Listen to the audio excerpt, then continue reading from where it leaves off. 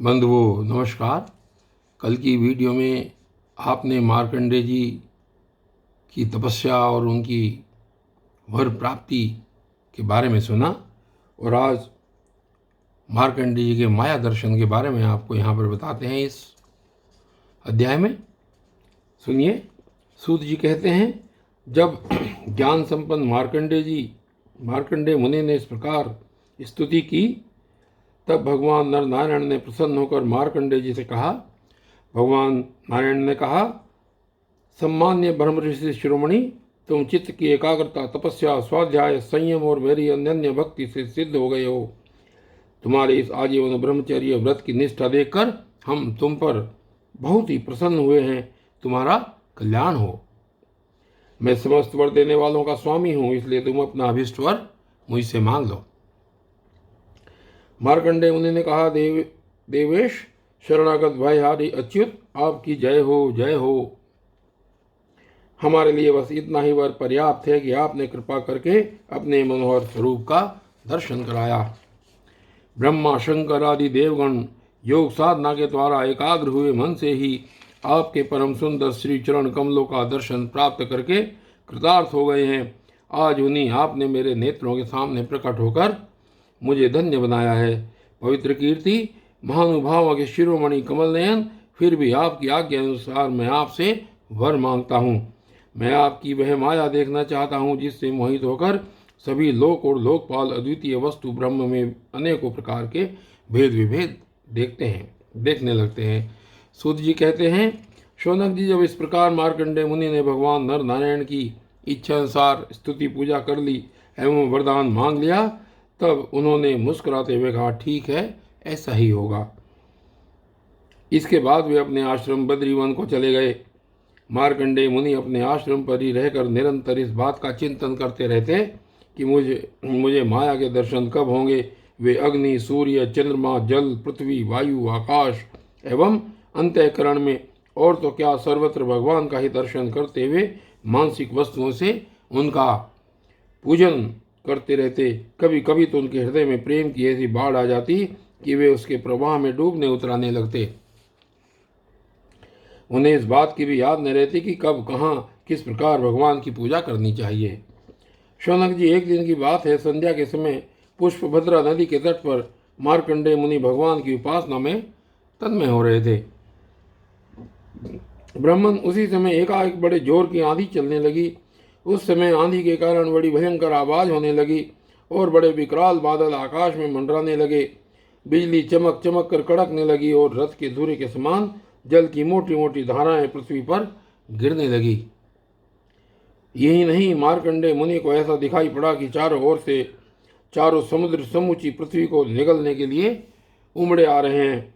आंधी के वेग से समुद्र में बड़ी बड़ी लहरें उठ रही हैं, बड़े भयंकर भंवर पड़ रहे हैं और भयंकर ध्वनि कान फाड़े डालती है। स्थान स्थान पर बड़े बड़े मगर उछल रहे हैं।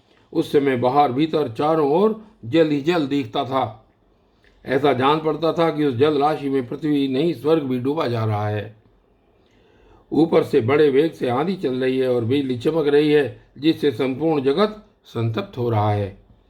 जब मार्कंडेय मुनि ने देखा कि इस जल प्रलय से सारी पृथ्वी डूब गई है, उद्भिज, स्वेदज, अंडज और जरायु चारों प्रकार के प्राणी तथा स्वयं वे भी अत्यंत व्याकुल हो रहे हैं, तब वे उदास हो गए और साथ ही अत्यंत भयभीत भी।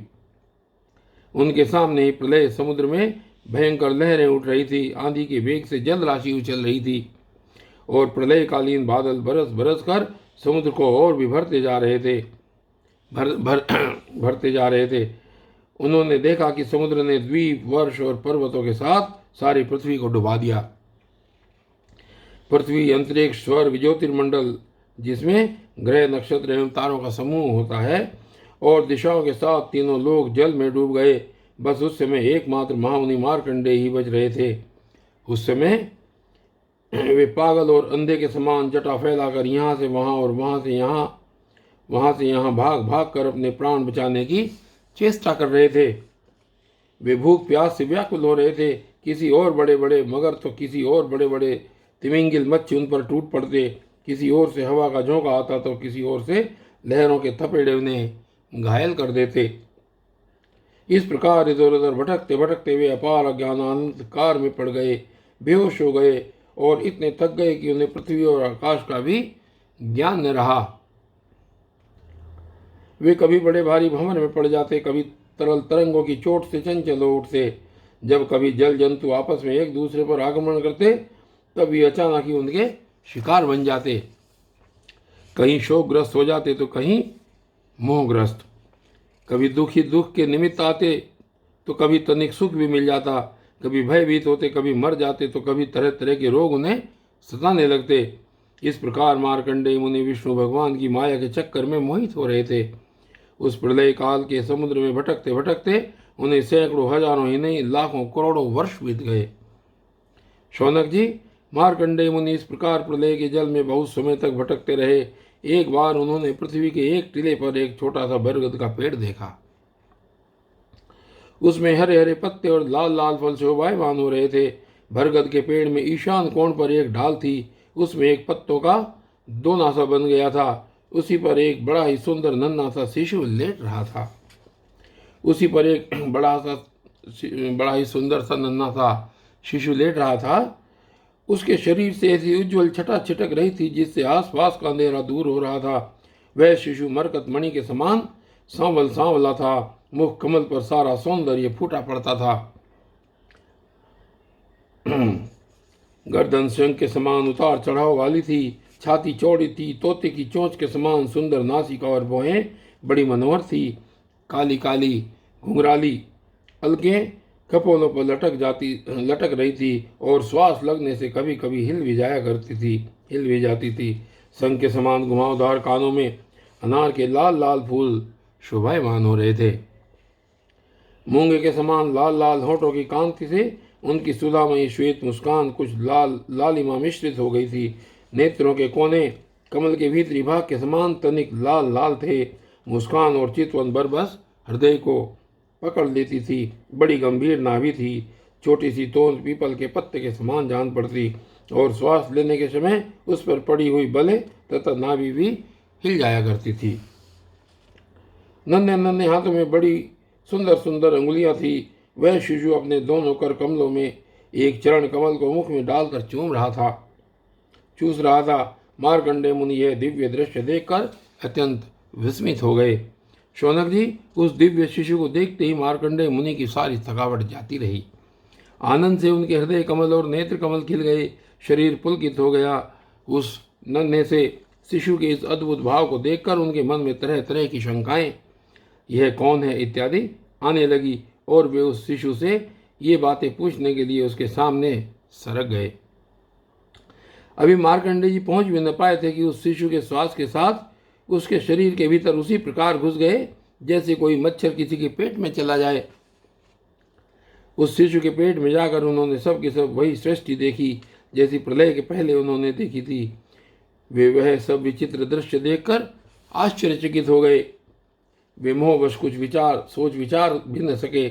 उन्होंने उस शिशु के उदर में आकाश, अंतरिक्ष, ज्योतिर्मंडल, पर्वत, समुद्र, द्वीप, वर्ष, दिशाएं, देवता, दैत्य, वन, देश, नदियां, नगर, खाने, किसानों के गांव, अहीरों की बस्तियां, आश्रम, वर्ण, उनके आचार व्यवहार, पंच महाभूत, भूतों से बने हुए प्राणियों के शरीर तथा पदार्थ, अनेक युग और कल्पों के भेद से युक्त काल आदि सब कुछ देखा।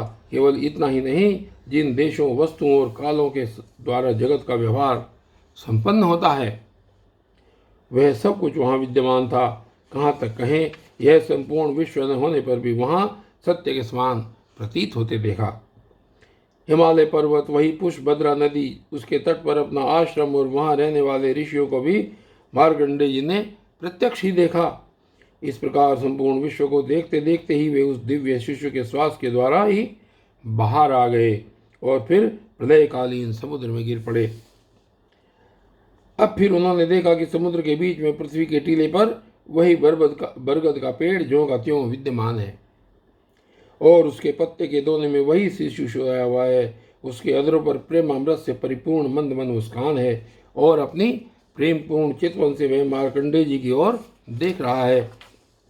अब मार्कंडेय मुनि इंद्रियातीत भगवान को जो शिशु के रूप में क्रीड़ा कर रहे थे और नेत्रों के मार्ग से पहले ही हृदय में विराजमान हो चुके थे। आलिंगन करने के लिए बड़े श्रम और कठिनाई से आगे बढ़े। परंतु शौनक जी, भगवान केवल योगियों के ही नहीं, स्वयं योग के भी स्वामी और सबके हृदय में छिपे रहने वाले हैं। अभी मार्कंडेय मुनि उनके पास पहुंच भी नहीं पाए थे कि वे तुरंत अंतर्धान हो गए। ठीक वैसे ही जैसे अभागे और असमर्थ पुरुषों के परिश्रम का पता नहीं चलता कि वह फल दिए बिना ही क्या हो गया।